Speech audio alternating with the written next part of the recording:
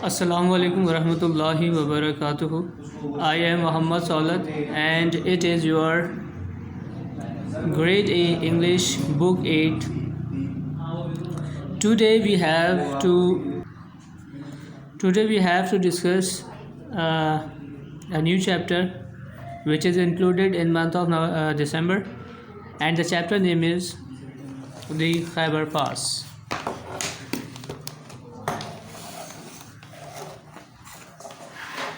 خیبر پاس، یہ آپ کے پاس ایک پکچر بھی بنی ہوئی ہے جس میں آپ دیکھ سکتے ہیں خیبر پاس درہ خیبر ایک دروازے کو کہا جاتا ہے، اور اس کی ایک تاریخی اہمیت بھی ہے جس کے بارے میں ہم ابھی پڑھیں گے. The Khyber Pass is a famous gateway to Indo-Pak subcontinent. It is a narrow mountain valley stretching 50 kilometers. کہا جا رہا ہے کہ خیبر پاس ایک مشہور دروازہ ہے بر صغیر کا، اور یہ تنگ، نیرو کا مطلب ہوتا ہے تنگ، ماؤنٹین ویلی یہ ایک پہاڑی وادی ہے، اسٹریچنگ جو پھیلی ہوئی ہے 50 کلومیٹر کے فاصلے تک. پھر کہا جا رہا ہے this pass has been famous in the history of Asia, یہ ایشیا کی تاریخ میں بہت مشہور گزرگاہ گزری ہے، رہی ہے for thousand of years, Hazara سال تک. The Aryans were among the first foreigners who crossed this pass and entered Pakistan nearly 5,000 years ago. اور بتایا جا رہا ہے کہ آریانس یہ کاسٹ ہے، کہہ رہے ہیں کہ یہ آریانس جو تھے وہ پہلے غیر ملکی باشندے تھے جنہوں نے عبور کیا اس پاس کو اور پاکستان میں داخل ہوئے، جو آج موجودہ وقت کا پاکستان ہے. nearly 5,000 years ago، تقریباً 5,000 سال پہلے آریانس کاسٹ کے جو لوگ تھے، جو غیر ملکی باشندے تھے، وہ سب سے پہلے اس گزرگاہ سے گزر کر پاکستان میں داخل ہوئے. اس سے پہلے یہ پاکستان کا حصہ نہیں تھا کیونکہ یہاں پہ برٹش رول تھا. Alexander the Great, who belonged to Greece, came to Pakistan through this pass. کہا جا رہا ہے کہ الیگزینڈر جس کا تعلق یونان سے تھا وہ بھی اس پاس سے گزرا. He defeated the Hindu Raja force and returned. اس نے ہندو راجا کو شکست دی اور پھر واپس لوٹ گیا. His soldiers spread and settled in the Sawat and Hunza. اور اس کے جو سپاہی تھے وہ پھیل گئے اور انہوں نے یہاں پر ٹھکانہ کر لیا، بسر ہو گئے، یعنی کہ اپنا بسیرا کر لیا. کہاں بسیرا کر لیا؟ سوات اور ہنزا کے علاقوں میں اپنا بسیرا کر لیا.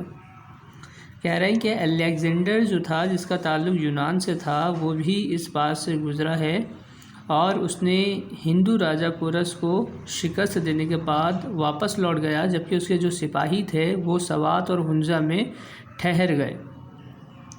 After this came the Mongols, Turks, Persians and Afghans. اور اس کے بعد کہا جا رہا ہے کہ دوسری قوموں کے لوگ بھی جو ہیں وہ یہاں پر آئے. اور پھر کہا جا رہا ہے کہ Sultan Mahmud crossed the Khyber pass 17 times to attack south Asia. Sultan Mahmud Ghaznavi نے 17 بار اس پاس سے گزرے ساؤتھ ایشیا پر حملہ کرنے کے لیے. یہ ان کا پرپس تھا، مقصد تھا. Then came other Muslim کنکیوررز like Shahab Uddin Ghori, Zaheer Uddin Babar and Ahmad Shah Abdali. اور پھر بتایا جا رہا ہے کہ دوسرے مسلمان حکمران بھی اس پاس سے گزرے ہیں. ان کی گزرنے کی جو وجہ ہوتی تھی، جو مقصد ہوتا تھا، وہ تبلیغ اسلام ہوتا تھا. آپ نے احمد شاہ ابدالی کو پی ایس ٹی میں بھی پڑھا ہے. جب اسلامی تہذیب و تمدن جو ہے وہ بہت ہی زیادہ خطرات سے دوچار تھی، تو اس وقت اسلام کو دوبارہ بر صغیر میں اجاگر کرنے کے لیے یہ تمام تر اسٹیپس یہ فاتح لیا کرتے تھے. کنکیوررز، فاتح، ٹھیک ہے، جنگجو، جنگ کرنے والے. ان دا پاسٹ، اور پھر ماضی میں، the Khyber pass was an important and famous. اور ماضی میں خیبر پاس جو ہے یہ بہت اہم اور مشہور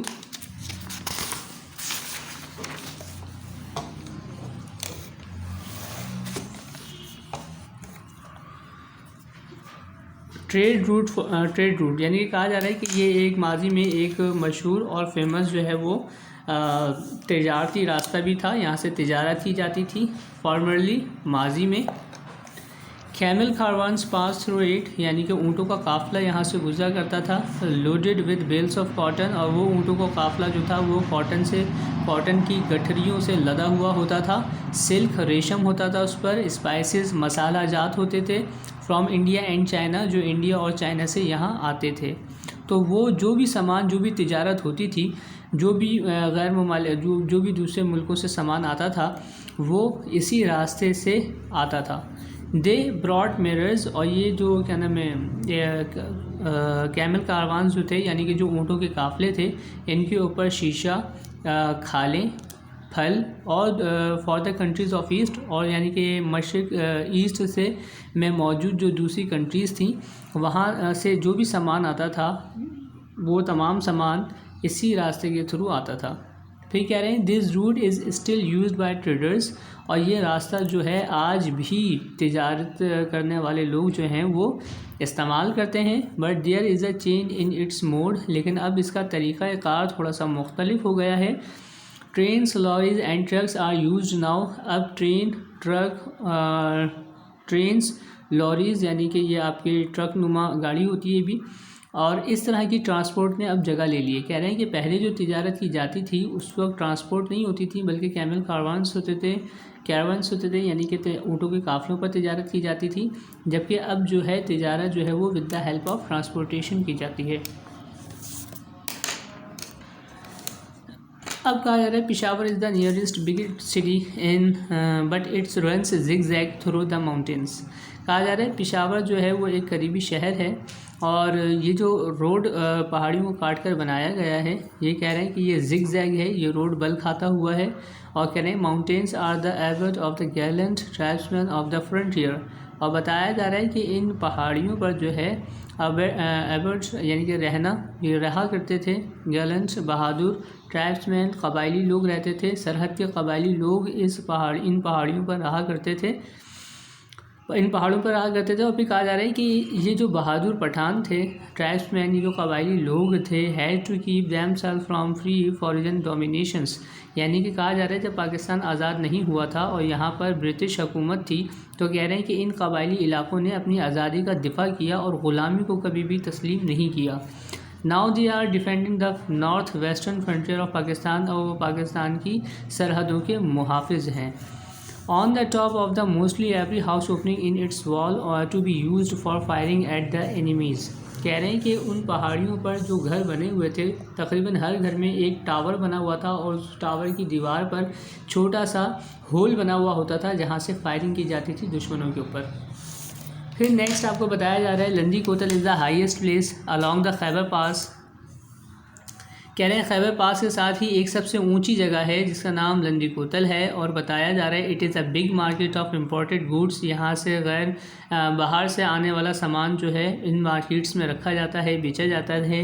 اور کہا جا رہا ہے the shops are full of foreign cutlery, clothes, electronic goods and weapons. اور کہا جا رہا ہے کہ یہاں پر جو شاپس ہیں وہاں پہ غیر ملکی چاقو اور کانٹے وغیرہ اور کلاتھس، کپڑے، اور الیکٹرانک گوڈس یعنی کہ الیکٹرکسٹی سے چلنے والی جو اشیاء ہوتی ہیں اور دیگر ہتھیار جو ہوتے ہیں وہ تمام تر ان مارکیٹس میں اویلیبل ہوتے ہیں.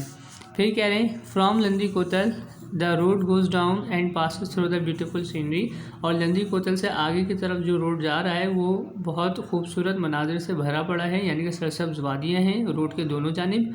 اور کہا جا رہا ہے the railway line runs parallel to the road, اور جو روڈ ہے اس کے پیرلل کہتے ہیں ایک ایسی لائن کو جو دونوں آپس میں کبھی بھی کہیں بھی انٹرسیکٹ نہ ہو، یعنی کہ ٹکرائیں نہیں. جیسے کہ پیرلل اس کو کہتے ہیں، جیسے یہ روڈ ہے تو اس کے کچھ فاصلے پر ایسے پیرلل یعنی کہ روڈ کے بالکل سامنے پٹری، ایک ریل کی پٹری بچھا دی گئی ہے.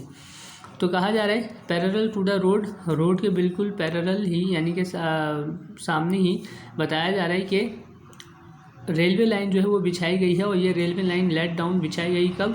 بائی دا برٹش، یعنی کہ انگریزوں نے بچھائی 1925 میں بچھائی ہے، to supply arms and equipments to the British army, تاکہ جو انگریزوں کی فوج ہے اس کو اسلحہ اور دوسرے آلات وغیرہ جو ہیں وہ پہنچائے جا سکیں. Torkham is the border between Pakistan and Afghanistan. کہا جا رہا ہے تورخم ایک بارڈر ہے، پاکستان اور افغانستان کے درمیان ایک سرحد ہے. کہہ رہے ہیں here the Pakistan's green flag with crescent flies on a hill, اور یہاں پہ پاکستان کا جھنڈا جو ہے وہ جگمگاتا ہے پہاڑی پر.